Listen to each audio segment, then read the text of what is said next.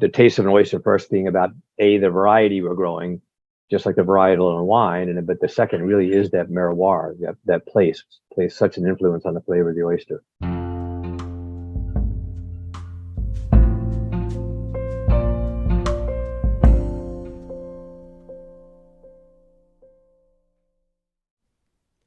Happy New Year, everybody, and thanks for tuning in to the You Can't Eat Money podcast. I'm stoked to be back with new episodes that I really enjoyed recording over the last few weeks with an amazing lineup of guests. Up first is John Finger, founding partner and CEO of Hog Island Oyster Company. Hog Island is an oyster farming operation based in one of my favorite places in the world, Tomales Bay, California. Hog Island also runs some amazing oyster bars and restaurants in Northern California where you can find its incredible product. Oysters themselves are amazing members of our oceans, cleaning up to 50 gallons of water per day per oyster, making it one incredibly environmentally positive food source. Since John has a background in marine biology, we were able to talk about a wide range of issues, from increasing ocean acidification and its impact on growing oysters, to reviving the once native Olympia oyster that was wiped out due to overfishing. You'll also hear about some research Hog Island is participating in with several California universities, and its role alongside the Nature Conservancy in starting the Shellfish Growers Climate Coalition. You might even add a new word to your vocabulary as we find out what terroir is. Hog Island's other founding partner is Terry Sawyer, who you also hear mentioned in this episode. For more information about Hog Island Oyster Company, you can find them online at hogislandoysters.com. I also highly recommend checking out The Chef Show on Netflix, which has a whole episode about Hog Island oysters. And obviously, if you're in Northern California, please go visit the Hog Island team in Marshall on Tomales Bay, where they have their operation as well as an amazing restaurant. After you down a half dozen or two oysters, I highly recommend heading over to Point Reyes Station, where you can find the world's best bookstore, Point Reyes Books. This is totally not an ad. I just can't think of a better way to spend a day than at Hog Island Oysters and then browsing the staff selection at Point Reyes Books. Without any more delay, here's the latest episode of You Can't Eat Money with John Finger of Hog Island Oyster Company.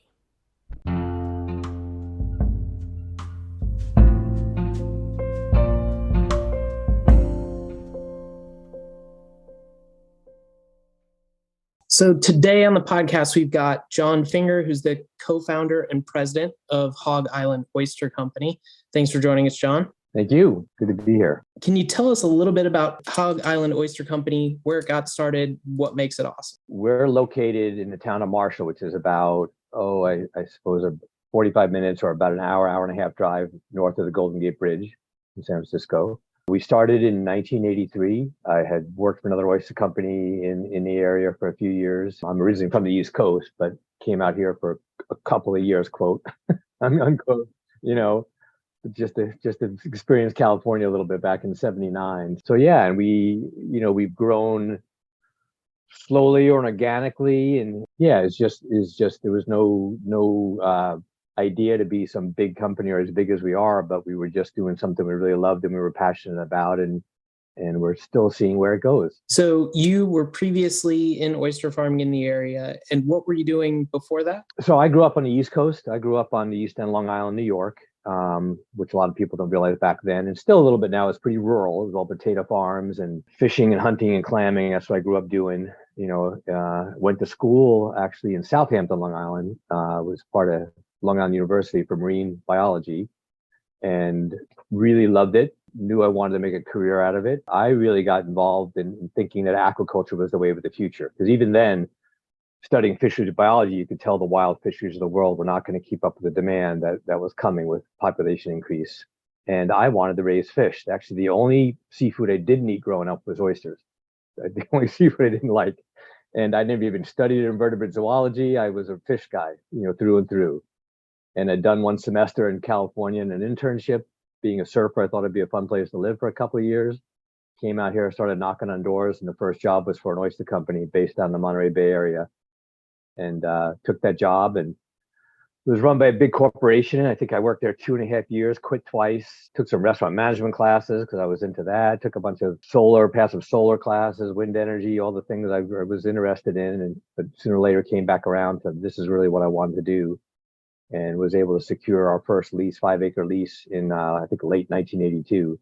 And planted the first oysters in 1983. And is there a reason you picked Tomales Bay to kind of set up shop? Yeah, it's interesting. I tell a lot of people it reminds me more of the East Coast and where I grew up, anywhere in California. I think one, the proximity to San Francisco is a big deal. I mean, the Bay Area is one of the biggest, most sophisticated seafood markets around. Tomales Bay just has these great characteristics of growing oysters, and you've got a lot of protected land around, and shellfish culture and having healthy shellfish waters really is dependent on land use policies. So we had that going for us. I had worked in the Bay a little bit for this other company. At that point in time, I actually tried to go back east and start an oyster farm. But back then, it was way harder to permit a new farm on the East Coast than it was out here. That is totally reversed now. And I had connections out here. I had a buddy of mine who started a distribution business in the city, specializing in farm-raised shellfish. And really, he was saying, and he was right, nobody was doing what we knew could be done. There was a different way to grow oysters that I had seen a little bit of in Europe, that he was aware of, more focused towards a high-end market. And so we decided to start it out here. And so you talked about aquaculture being the wave of the future. And I've seen a lot about that. Bren Smith from Green Wave, he calls, sort of oyster and kelp production the most sustainable form of food production on the planet. Mm-hmm. So thinking about that way that you've started the business and you developed your oysters, like what makes mariculture or aquaculture such a really fantastic way to produce food for people? We look, and I know it's an overused term when you think about sustainability, but, I kind of narrow it down to a couple of things. I look at inputs, what does it take? How much energy, resource inputs to produce that food? And then, what kind of biodiversity is left when you're plowing a field or doing whatever, fencing and doing all those kinds of things. So from that point of view, you really can't beat, what we call, non-fed aquaculture, which is shellfish and seaweed. Even a lot of fish culture. I know a lot of fish farms get it knocked. But in terms of resource use, when you're growing something that's cold-blooded, or especially if you're growing something that's low on the food chain, you're going to use less resources.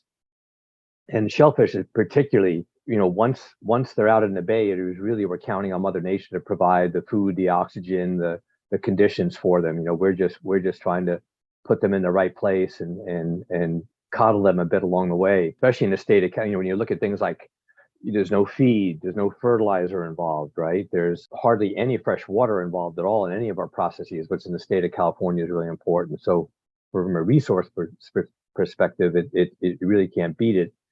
And then just even in terms of the biodiversity, because water flow is everything to us, you can't keep things out. So, we had years ago, I had a Sea Grant student take a 200 micron mesh bag around one bag of our oysters and counted over 110 species of flora and fauna in one bag of oysters.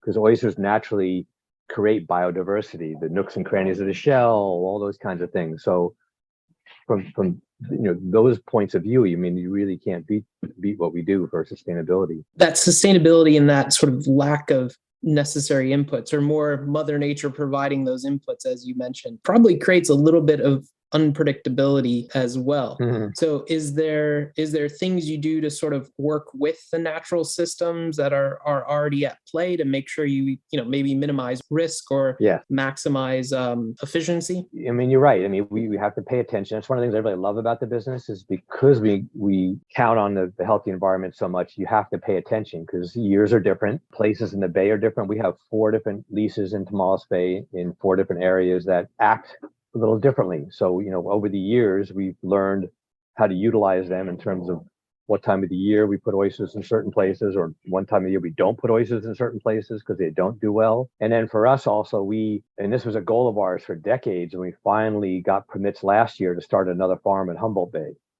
to diversify our production risk, because again, we can't control what Mother Nature is going to dole out to us here in Tomales Bay entirely. And what is that relationship between the oyster and the water it grows in? I saw the episode of the Chef Show Uh-huh. that Hog Island was featured on, and I heard the term miroir for the first time. Can you talk a little bit about, and being a wine fan, like I get the idea, but can you talk a little bit about what miroir means, what that relationship is between the water and the seasonality of the oyster? Yeah, I mean, it really is. I mean, I tell people all the time, I think really oysters are one of the foods that are more about place than about any other food. Because again, we're not manipulating that environment. We're not altering the mineral contents and the food contents in the bay. What we're trying to do is to work with them. Every bay, there's the ocean, and the ocean has a certain salinity, a certain amount of salt, but there's minerals involved in that, magnesium, potassium, all these kinds of things. And then within each bay, you're going to get a slightly different footprint,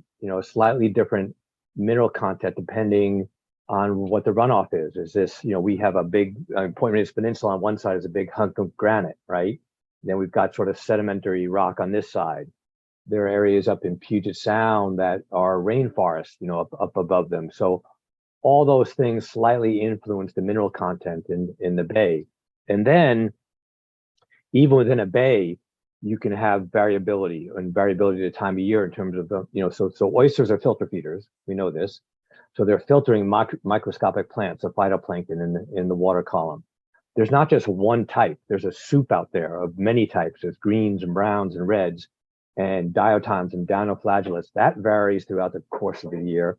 And that varies bay to bay, and sometimes even within a bay. One of our leases here is toward the south end of the bay here. We don't harvest oysters down there in the summertime because it's far enough south in the bay, and due to, especially with the drought conditions, less rainfall, the water can actually get hypersaline. It can get actually saltier than seawater. The oysters can handle that, but they don't taste the way we'd like them to taste. So all those factors come into play in terms of how that environment affects the oyster. Hence the term miroir.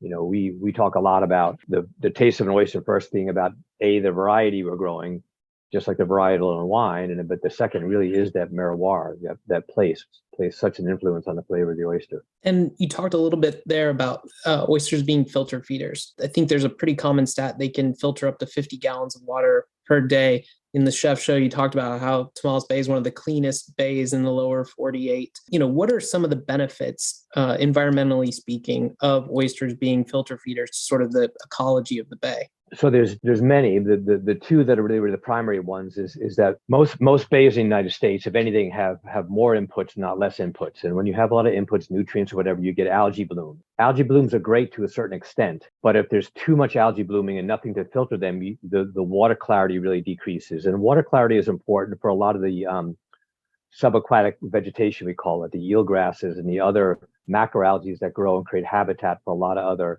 other species. So one, that's a really important role to be able to actually clear the water a little bit and allow more sunlight penetration. And the other one is that they can take an incredible amount of nitrogen out of the system. They're really a protein dense food. And, protein is a nitrogen based compound.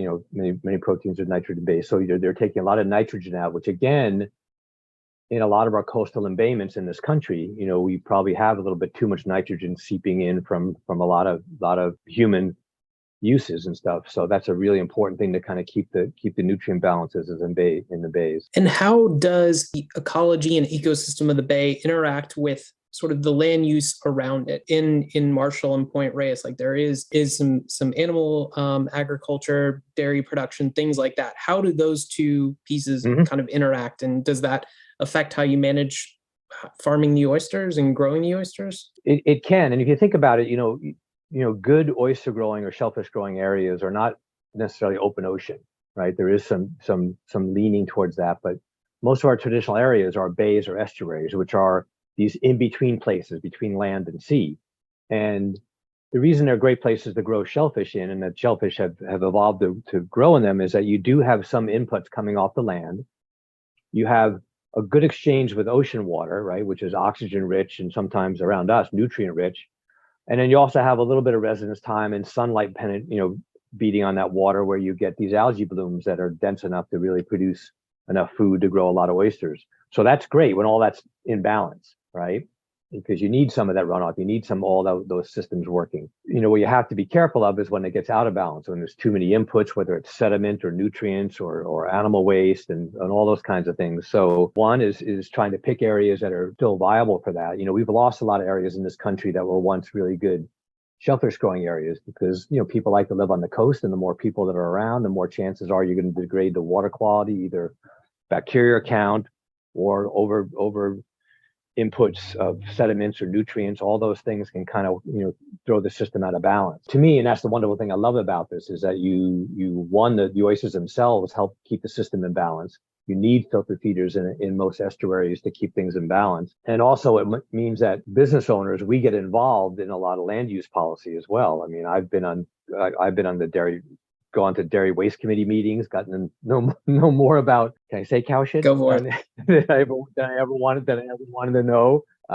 Terry's been on the county septic technical advisory committee. He currently sits on the resource conservation district, which brings grants and expertise in to fence off streams. To me, it's all a holistic thing. I'm also a avid fly fisherman, and so streams and stream health is really important to me, to be able to see steelhead and salmon in streams, and all those things that are good for the fish are actually good for the bay and good for the oysters. And so again, that's what I love about this business, is you really have to take a holistic approach to systems ecology, if you will. It's really interesting. I think a lot of people, as you were talking about, sort of there's a tendency towards reductionism in the little pieces, but then you have to zoom back out to understand how it all connects and works together. And oyster farming seems to be a really positive part of that in terms of that cleaning and that nitrogen benefit to the bay. Yeah, it's interesting because that whole eelgrass study we've done with the Nature Conservancy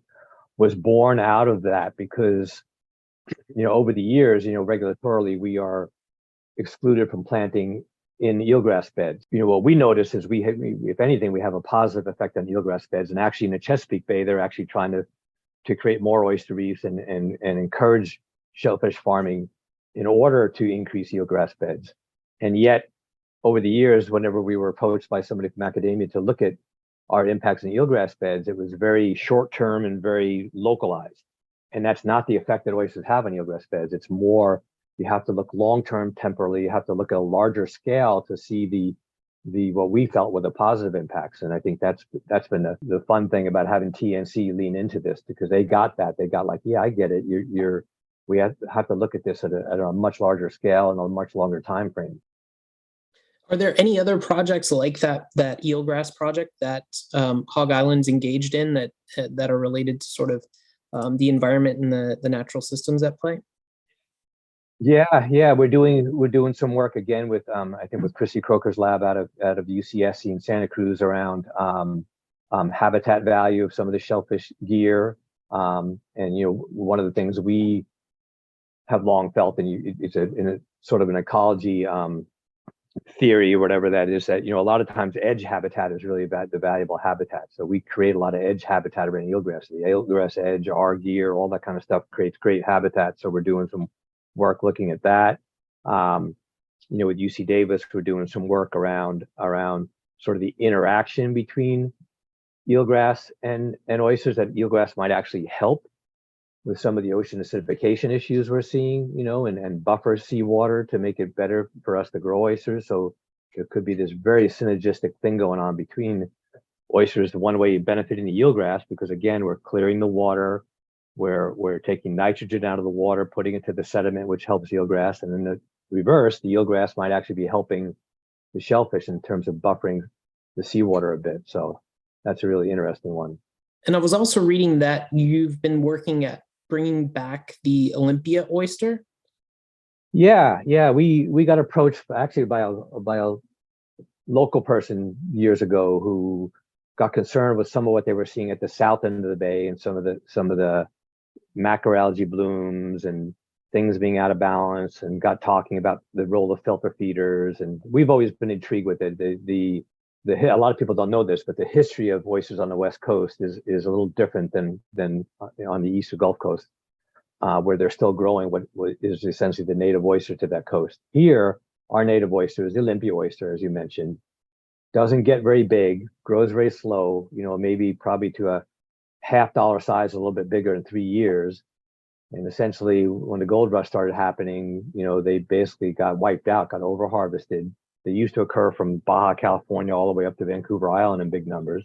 And then in 1873, when they finished the Transcontinental Railroad, they decided to bring small oysters from the East Coast out here by train in barrels and put them into a couple of bays, San Francisco Bay, Tomales Bay, and Willapa Bay up in Washington State. And then that was our West Coast industry for years. And then in the 1920s, somebody introduced the Pacific oyster from Japan. And now that's what everybody on the West Coast grows. We actually grow some of the other varieties as well. But the Olympia, we've always been intrigued with, what would it take? What has changed? Was it just that it was overfished that it's gone?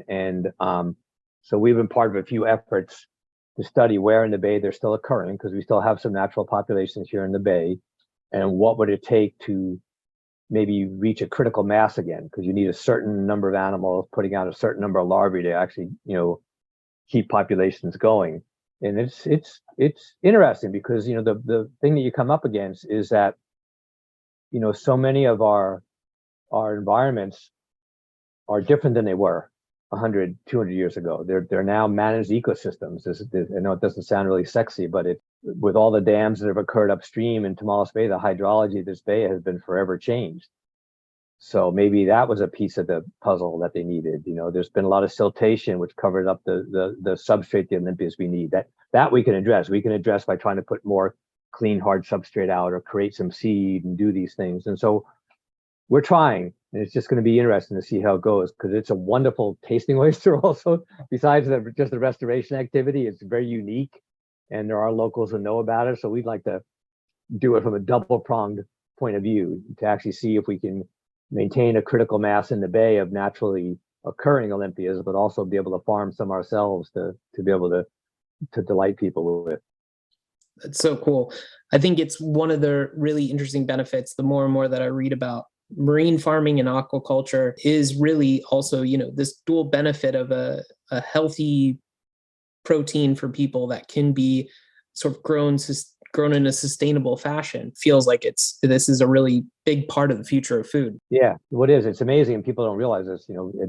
At this point in this country, probably at least 90% of the shellfish going to market are farmed from all coasts. The East Coast has really shifted to an oyster farming, and in many parts of the world. In Western Europe, there's a lot of oyster farming going on, and of course in Japan and China. So does count on a healthy coastal environment, which is that's the part that's going to be interesting. Is can we keep enough of our coastal environment in good enough shape to grow enough safe shellfish? And to that point, you mentioned that part of the challenge with humans moving more to the coast is that some of those shellfish growing areas are no longer accessible for that practice. Are there any other sort of human impacts that have affected how you're able to grow oysters? Well, yeah, the big one, and it's more of a global issue, is ocean acidification. The effects we're having in terms of how much CO2 we've been pumping into our system over the last how many decades.